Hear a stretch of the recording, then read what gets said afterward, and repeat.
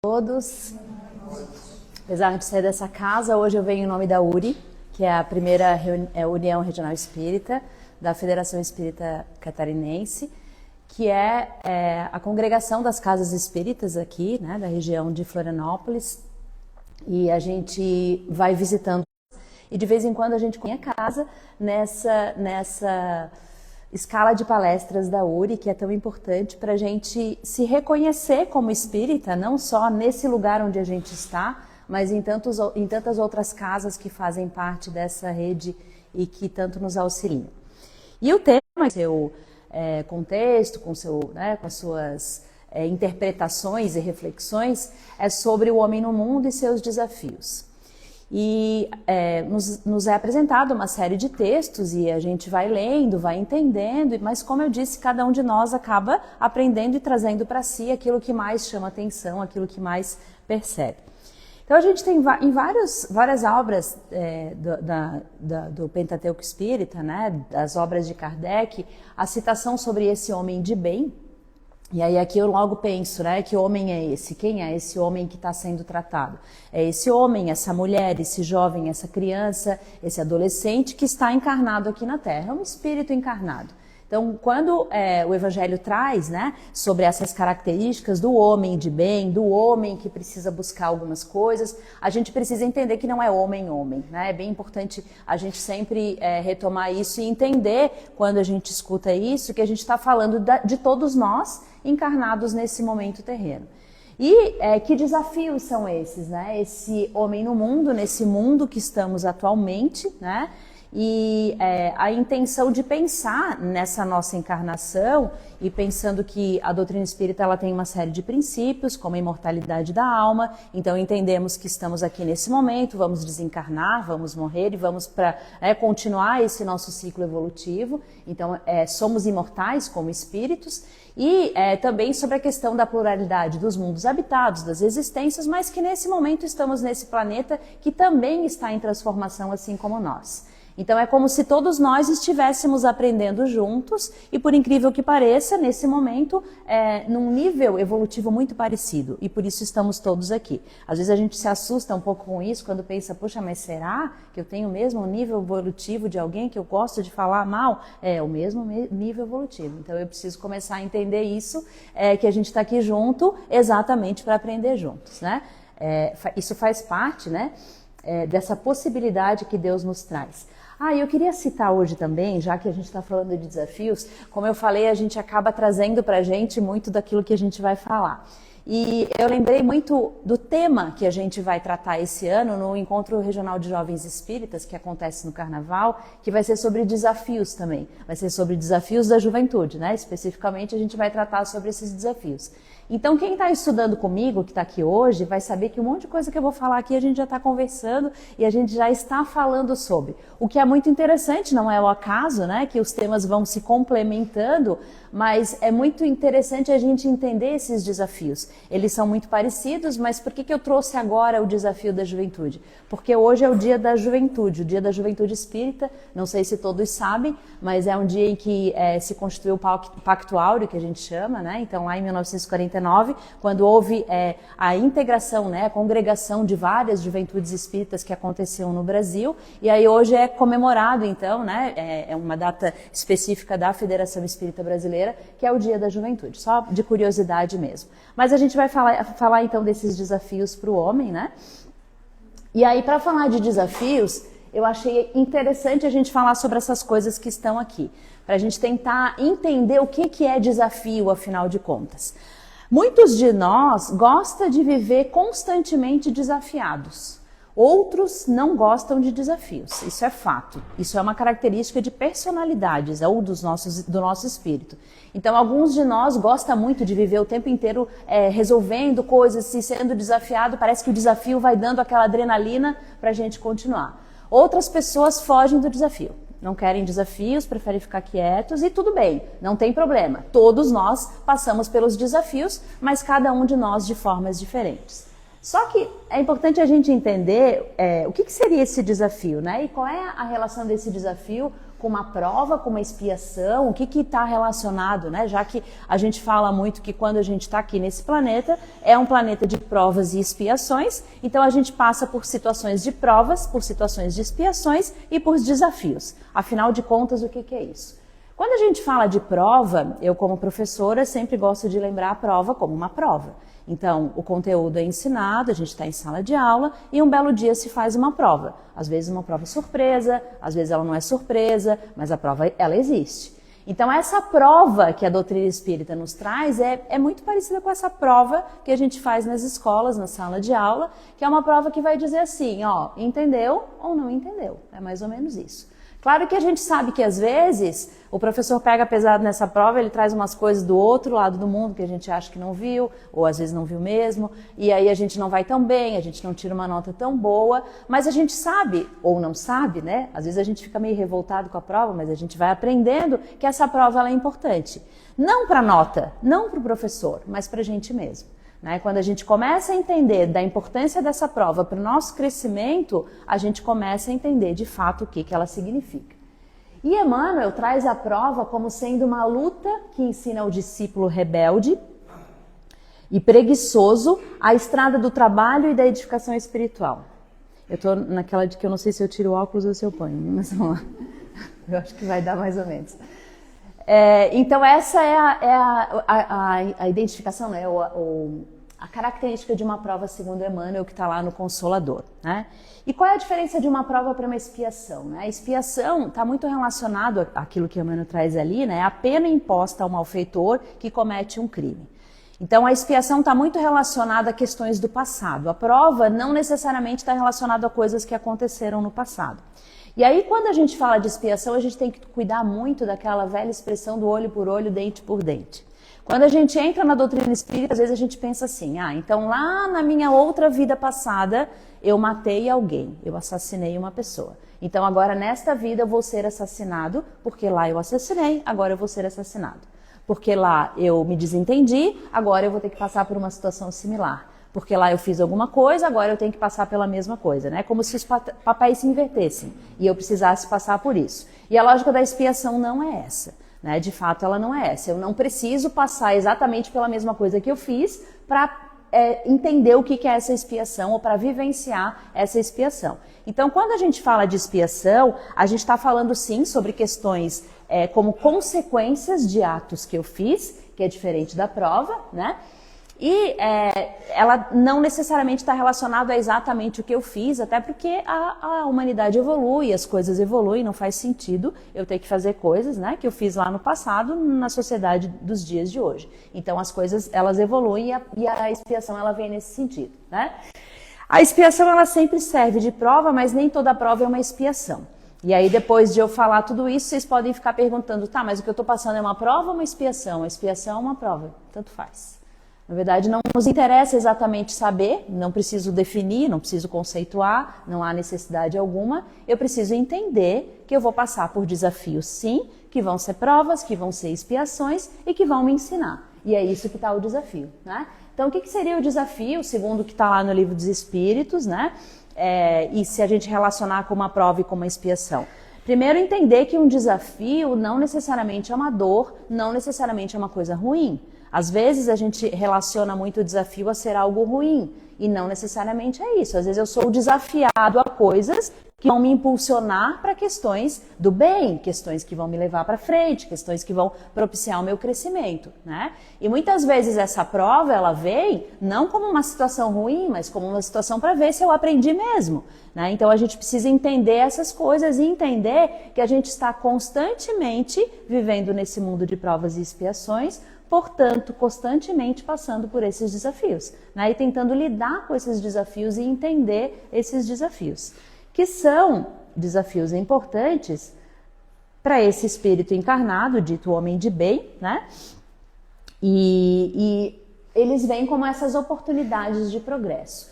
Então, desde questões, né, entender, ali está escrito, né, nem todo desafio é dor da alma, né, as dores da alma, elas são citadas muito pela Joana de Ângeles, por vários autores espíritas, né, que trazem esse conceito da dor da alma, né, que é uma dor que ela tem características comuns para todos nós, mas ela é muito individual em vários momentos, né, então eu sempre digo que a gente precisa tomar muito cuidado quando a gente começa a avaliar a nossa dor, porque a gente muitas vezes busca comparações, e hoje a gente vive num mundo de comparações, então a gente olha muito para o outro e se compara, né, e compara com a gente, então aparentemente parece que o outro está vivendo a melhor coisa do mundo, porque está lá tudo coisa mais linda do mundo, e eu não identifico nada de complexo naquela vida, e aí, portanto, eu não entendo aquela dor, né, e aí eu começo a comparar a minha dor com a dor do outro.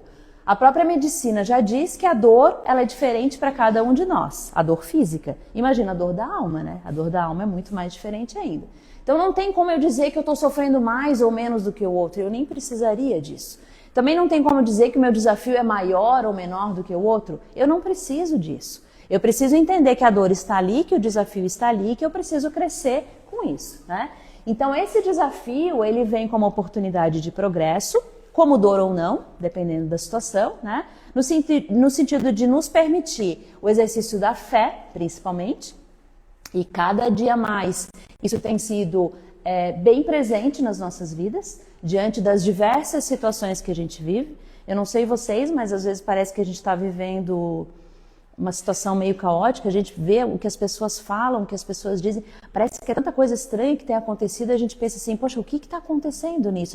A gente tem dificuldade de ver algumas coisas, a gente se vê no emaranhado de coisas e aí não entende, né? E aí, aonde que a gente vai buscar o consolo? Só a nossa fé, é ali que está o consolo.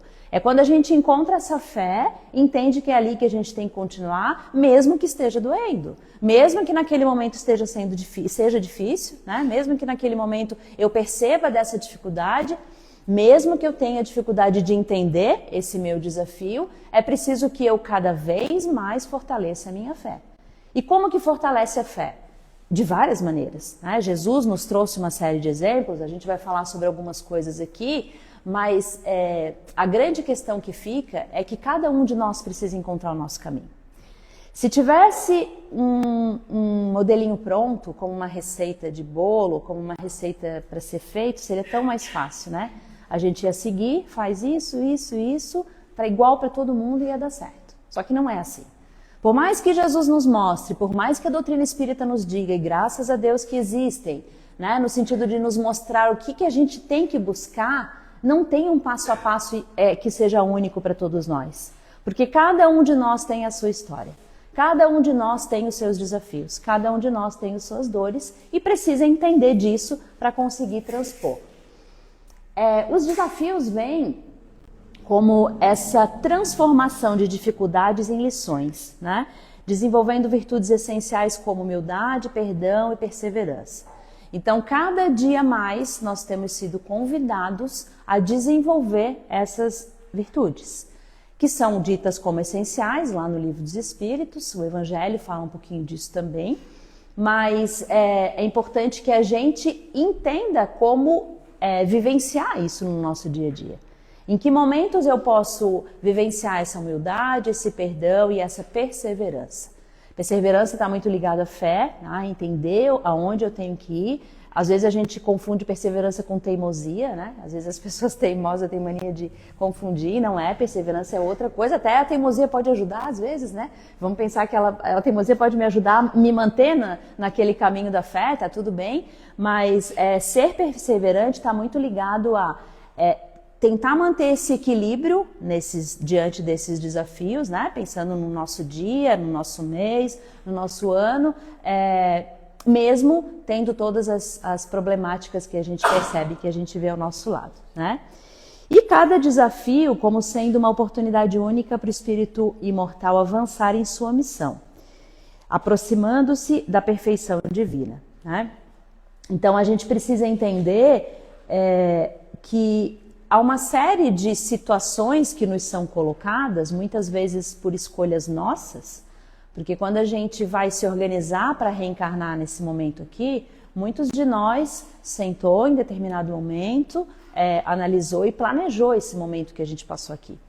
A gente conseguia, né, organizar as ideias e pensar das nossas maiores dificuldades, e muitos de nós pede até muito mais daquilo que a gente conseguiria suportar. E aí um espírito protetor vem e diz assim, olha, calma Elisa, calma, não vai dar tudo dessa vez. Vai um pouco mais leve, porque, olha só, vamos tentar ir por aqui, por ali, por lá, porque talvez assim vai, né? Vamos conseguir desse jeito. Então a gente planeja eu estar aqui, né? Então muitas vezes a gente esquece desse planejamento, envolto nessas questões materiais, que a gente tem muito presente aqui nesse momento, a gente acaba se esquecendo disso, né? Então essa jornada evolutiva, ela precisa estar sempre na nossa mente, para que a gente não se esqueça disso, né? E aí o Evangelho vai trazer esse chamado a essa vida dita santificada e esse convite para que a gente viva no mundo com equilíbrio moral. E aqui eu lembrei muito de algumas coisas, né? Trazendo esses principais tópicos aqui, como viver com pureza, a questão da alegria consciente, tentar manter as características do Evangelho redivivo no nosso dia a dia, no nosso cotidiano, isso é bem importante, né? Quando a gente fala a gente traz esse viver com pureza, né? Tá muito ligado a trabalhar, estudar, cuidar de casa, divertir, né? Aproveitar essa matéria, porque muitos de nós têm isso muito, né? E a gente acaba, a gente vive nesse mundo material e isso acontece, mas sem esquecer desse propósito maior, né? Que é agir com amor e consciência tranquila. Então isso é bem importante em tudo que a gente faz, né? A alegria consciente no sentido de que a virtude não está em viver triste, mas em viver puro, sempre de forma consciente, né? A gente vai ter momentos de tristeza, sem dúvida alguma, talvez muito mais de tristezas do que de alegria, porque a gente já, né, à medida em que a gente vai percebendo esse caminho do autoconhecimento, a gente vai se percebendo dessa forma, né? Mas entender que a gente precisa buscar essa alegria que vem de dentro, né? Que vem no nosso coração e que precisa estar presente, né? E o Evangelho redivivo, né? Como a manifestação nos pequenos gestos, né? E aí aqui situações como o trânsito, fila do supermercado, trabalho, em casa, a gente acaba caindo em situações e vivendo alguns dilemas nas nossas vidas e eu acho que muitos de nós passam por situações em que às vezes a gente já tem até dúvida se a gente fala ou se a gente não fala, né? Quando a gente vê alguma situação que nos faz mal na rua, ou às vezes a gente não sabe se a gente defende ou se a gente não defende. Se a gente fica quieto, se é melhor ficar quieto, ou se é melhor ir lá e dizer, não, olha só, isso não está certo. Não acontece isso, é porque a gente o tempo inteiro, né, tem vivido nesse mundo que desequilibra, né, essa questão emocional, de maneira geral, e aí a gente tem, às vezes, até medo de se manifestar. A gente tem medo de se colocar, porque a gente não sabe o que vai acontecer. Por outro lado, a gente pensa assim, tá, mas eu não posso ficar quieto.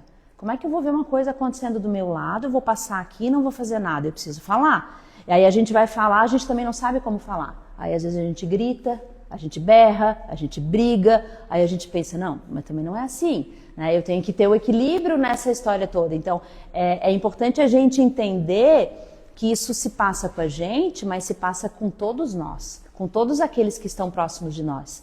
Isso se passa com todos aqueles que estão buscando viver nesse mundo com equilíbrio moral. Isso é o chamado, isso é o caminho do crescimento, então faz parte desse processo. E quando a gente se coloca nesse caminho, a gente sempre vislumbra Jesus como sendo aquele modelo e mestre que nos ensinou, né, que teve a sua vida, né, que tinha a sua família, que participava de jantares, de festa, que dentro daquela sociedade tinha a sua vida, mas que acima de tudo pregava o amor, demonstrava o amor, né, fazia dos seus milagres o exemplo para que as pessoas entendessem. Obviamente que num contexto de sociedade diferente, mas às vezes, não sei vocês, mas a gente acaba tendo muita dificuldade de entender esse Jesus, por mais que ele esteja presente. Então o exercício que a gente fez, por exemplo, para estudar um pouquinho desses desafios para esse encontro de jovens, foi, já que a gente talvez tenha dificuldade de se colocar ao lado de Jesus, vamos pensar então nos seus discípulos, por exemplo, naquelas pessoas que estiveram próximas deles, Né? E quando a gente começa a estudar dos discípulos, e talvez cada um deles dá uma palestra inteira sobre as suas vidas, sobre cada um deles, né?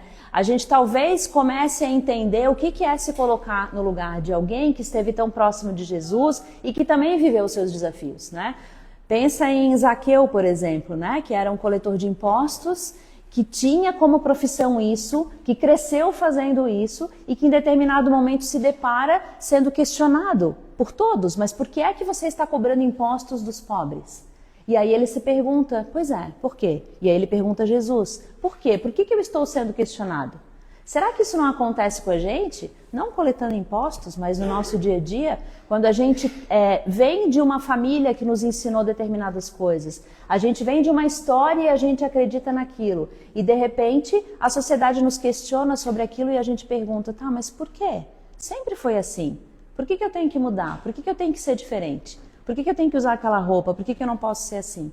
Então, esse processo de se colocar, né, no lugar dele é entender que os desafios, eles perpassaram todos, né? Todos esses que estiveram próximos de Jesus também. Vamos pensar no Judas, né? Judas traiu Jesus, esteve ao lado de Jesus, conviveu com ele, mas em determinado momento ele traiu Jesus. A dor da traição foi tão grande que ele cometeu suicídio. E aí, esse processo dele, né, de reconstrução de tudo que ele passou, de entendimento, até o momento em que ele é perdoado, se não foi um grande desafio, foi o que então? Né? Será que a gente não é muitas vezes esse Judas que trai, que não faz bem o outro, que agride, que não faz bem para aquele que está do meu lado, mas que a gente se arrepende também?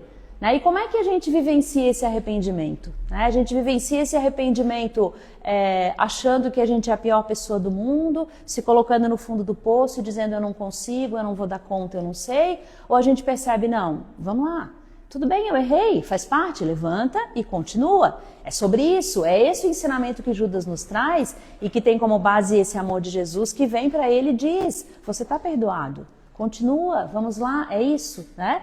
Quantos de nós não conseguimos perdoar? E quando eu falo de perdoar, não é perdoar o outro, não é perdoar a gente mesmo. O perdão mais difícil que existe, muitas vezes, é a nós mesmos. Por incrível que pareça. Quantas vezes a gente tem dificuldade de se olhar, de perceber das nossas dificuldades, de entendê-las e dizer, não, Elisa, vamos lá, tudo bem, você errou, vamos tentar de novo. Então, é esse processo que a gente vivencia que tem a ver com esse equilíbrio, né? com esse desafio desse homem diante de todas essas coisas que a gente tem vivenciado. Né? Quantos de nós acaba não sendo um Tomé, né? O Tomé é aquele que tinha que ver para crer.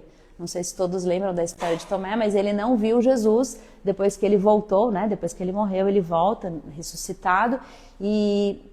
enfim, tem uma série de questões que a gente pode falar sobre isso também, mas o importante é entender que ele não estava lá. E ele dizia, não é possível, eu não vi as mãos de Jesus com os pregos, eu não vi Jesus, então não é verdade. Quantos de nós não fazemos isso nas nossas vidas? Quantos de nós não precisamos ir até o final daquela coisa para entender que é aquilo, senão a gente não acredita, senão a gente não entende, senão a gente não percebe?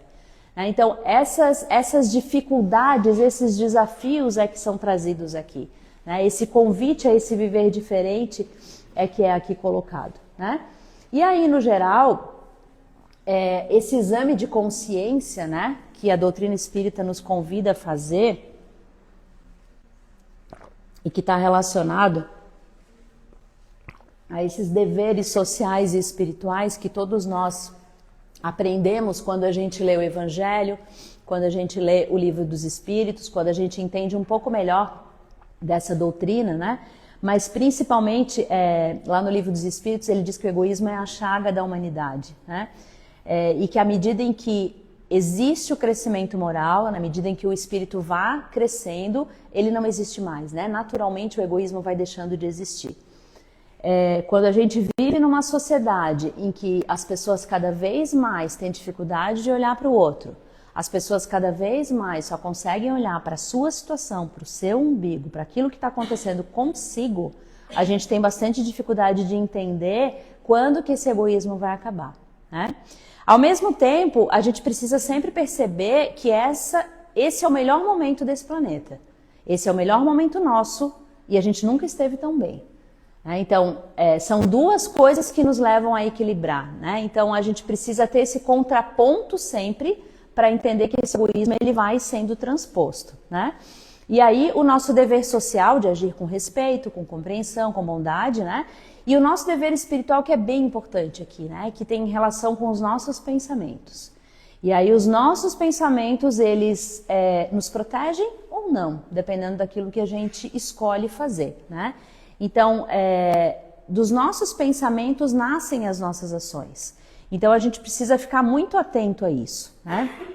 E para vigiar esses pensamentos, para alcançar, né, isso que é esse combate, o egoísmo e tudo aquilo, não tem como não falar de Santo Agostinho, né? Que traz o famoso exame da consciência, né? Que nos diz, todos os dias, eu consigo responder, eu cumpri meus deveres, eu fiz alguém sofrer, mas eu fiz alguém feliz? O que eu fiz durante o meu dia, né?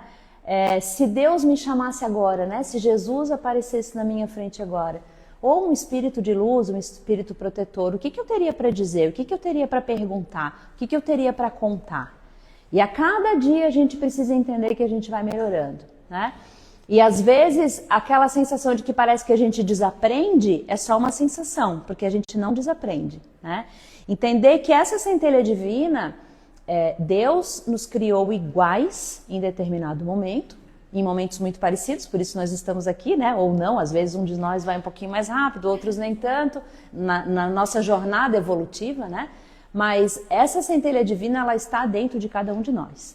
Então, acender essa centelha, entender esse processo e reforçar a nossa fé é o grande convite para buscar, né, transpor esses desafios que esse homem, essa mulher, esse jovem, esse espírito encarnado precisa transpor nos dias de hoje. A mensagem proposta, ela está muito relacionada a isso. Tem uma frase aqui no Evangelho, que está no capítulo 9, que é bem-aventurados os que são brandos e pacíficos. É a última frase do item 10, que está falando sobre a cólera, se não me engano. Deixa eu ver. Está falando sobre a cólera. A frase diz assim, ó. O homem não se conserva vicioso, senão porque quer permanecer vicioso. Ou seja, a gente só permanece no vício porque a gente quer. Não é culpa do outro. Não é porque a situação não me ajuda. Não é porque a economia está ruim. Não é porque eu não tive sorte. Não é nada por isso. Eu vou permanecer no vício, se eu quiser permanecer no vício. Aquele que queira corrigir-se sempre o pode. Se assim não fosse, não faria sentido nenhum a tal da lei do progresso. Né? Essa é uma mensagem que vem lá no finalzinho desse capítulo. E o que é essa lei do progresso? Né? Ela nos ensina que a cada dia a gente pode melhorar, né? A gente pode fazer diferente. Mas principalmente que a gente precisa crescer juntos. Que olhar só para mim não vai fazer todos crescerem. Então, equilibrar emocionalmente, né, e os nossos pensamentos e tudo mais, tem muita relação com isso. Tem muita relação com eu olhar para mim, eu me perceber quem eu sou, mas eu também perceber que eu preciso auxiliar o meu próximo para que a gente cresça juntos. Então, permanecer em determinadas situações são escolhas nossas. E aí, às vezes, a gente é bem que nem criança birrenta, né? Criança pequena que senta no chão, chora e diz, eu não quero, eu não quero. E tudo bem, acolhe essa raiva, acolhe essa cólera, acolhe esse não quero, deixa, né, isso fluir e continua. E quando a gente percebe que aquele que está do nosso lado passa por determinadas situações, para muito além de criticar, para muito além de julgar, né, de dizer, mas a pessoa tem tudo, mas coitado, mas... É importante que, claro, a gente se coloca no lugar do outro, a gente tenta, né, fazer essa troca, né, nesse sentido, mas é importante a gente entender aquilo que eu falei, que as dores são diferentes, que cada um de nós é diferente e que para tudo que a gente pode fazer, né, é nos doar no sentido de mostrar o nosso amor, o nosso carinho, o nosso aconchego e dizer, eu estou aqui, conte comigo. É o que a gente pode fazer naquele momento, né? Então, que a gente perceba disso tudo, porque é isso que vai nos ensinando a transpor, né, esses desafios todos. E vamos lembrar sempre, né, que é o desafio que nos impulsiona, que é o desafio que nos leva para frente, é o desafio que vai nos fazer crescer. Então, que bom que eles existem, né? Que bom que eles existem. Sem que a gente pense que a gente vai viver a vida inteira agradecendo pelo sofrimento, não é isso, né? A gente não quer sofrer, ninguém quer. Então, às vezes a gente se pega naquela situação de que, tudo bem, eu nasci assim, eu vou sofrer, deixa, tudo bem, eu vou ter que sofrer mesmo, eu vou ter que sofrer mesmo. E a gente fica a vida inteira nessa, né? Eu vou ter que sofrer mesmo, eu vou ter que sofrer mesmo. Não é esse o caminho. O caminho é, ok, eu preciso passar por isso, então vamos lá. Vamos juntos que a gente vai conseguir, né? Então, a mensagem de hoje era essa, né? Tinha outras coisas aqui para conversar com vocês, mas nunca dá tempo, então acho que esse era o objetivo. Então, que cada um possa levar para casa esse convite a ler um pouquinho mais sobre esse homem de bem, sobre esse homem no mundo, sobre quem eu sou nesse processo todo, e que a gente possa se perceber. Se durante um dia inteiro eu não consigo me lembrar o que eu almocei, eu não consigo me lembrar o que eu tomei de café da manhã, muito menos eu vou me lembrar o que eu fiz de coisas boas, muito menos eu vou me lembrar do que eu fiz de coisas não tão boas. Então é esse exercício diário. Não preciso lembrar o que eu comi, né? Claro que cuidar do corpo é importante, mas eu preciso lembrar daquilo que eu tenho feito para preservar, né, a minha sanidade mental, o meu equilíbrio emocional, mas também para que eu possa entender desse crescimento, né? Entender desse processo tão importante que todos nós precisamos passar. Agradeço a atenção de todos e que Jesus permaneça em nossos corações. Muito obrigada.